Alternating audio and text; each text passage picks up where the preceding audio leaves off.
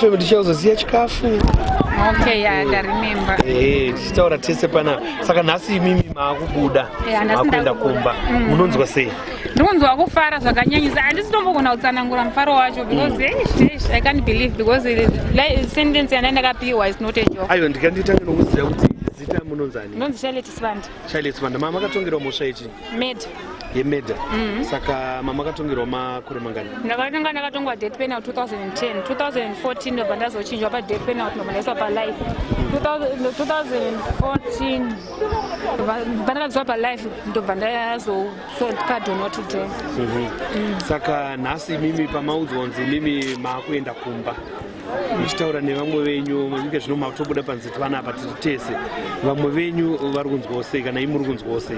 Vamwe vangu vari kunzwa kufara kana ndiri kunzwa kufara zvisingaiti mufaro wacho wakanyanyisa. Mama ane makore mangani muri panapa? Ndane 9 years. 9 years. Iwe munogara kupi? Ndinogara kuSlovela. kuSlovela.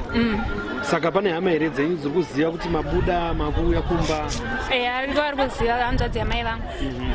Zvino nemhosva yemakamanga mapara yemedha maakubuda maakuenda kudzokera vamwe ndezvipi zvamadzidza panguva yemagara munomu pa 9 years? Ndadzidza kuti haufanira kuita hasha muupenyu hwako, unofanira kugarisana nevamwe zvakanaka, unofanira kuzvicontrola my-emotions nekudzidza kuzviitira pamabasa emaoko.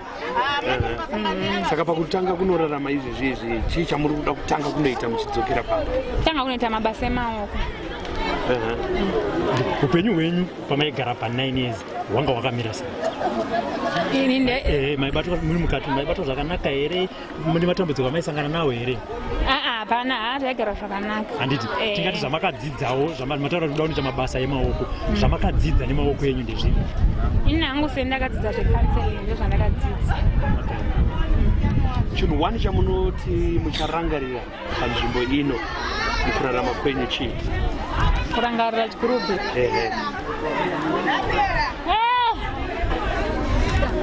Hazvinorema. Nzvimbo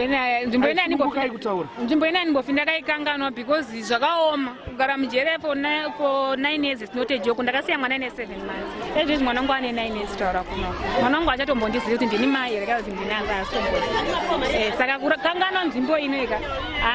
Ndikanganwa ende nzvimbo ino yakandirwadza singai.